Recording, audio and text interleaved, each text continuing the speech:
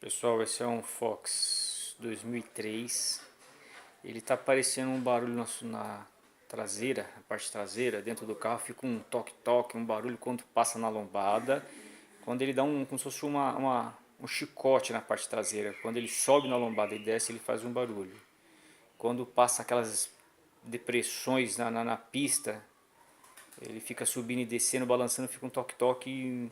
Fui em 2, 3 centros automotivos aí, não acharam o problema correto e me deram o diagnóstico que era para trocar amortecedores.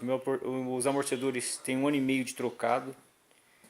É o Turbogás Cofap. Não concordei com esse diagnóstico. Esse tem uns 10, tá entre 10 e 15 mil rodado. Cheguei em casa, desmontei, porque eu não concordei com o diagnóstico que me deram. Sem desmontar o carro, eles já me falaram que eram amortecedores. Olha só, em cima do amortecedor tem esse coxim superior dos amortecedores do Fox. Lembrando, esse é um Fox 2003. Essa peça aqui, inclusive, é original de fábrica ainda. E aí é o seguinte, depois de desmontado, eu fiz os testes nos amortecedores. Depois eu vou mostrar para vocês. Não tem vazamento, não tem folga. Eles estão apresentando a pressão suficiente ainda e necessária. Como já disse, é considerado até novo.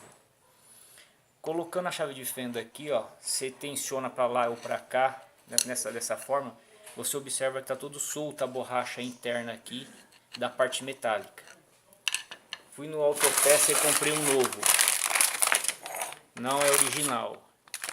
Eles consideram isso aqui como original, mas não é. Paguei R$112. Ó, essa é a que eu comprei e essa é a peça velha. Então assim, ó, olhando aqui vocês não dá pra ver que estou filmando do celular, mas não apresenta que aquela borracha está solta.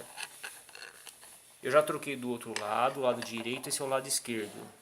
E já parou o barulho, por isso que eu estou mostrando pra vocês, porque eu não achei isso na internet. Vou posicionar o celular aqui para mostrar para vocês como é que parou com o barulho na parte traseira.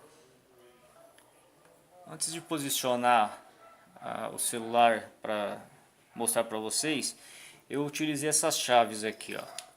Essa chave é uma chave 16,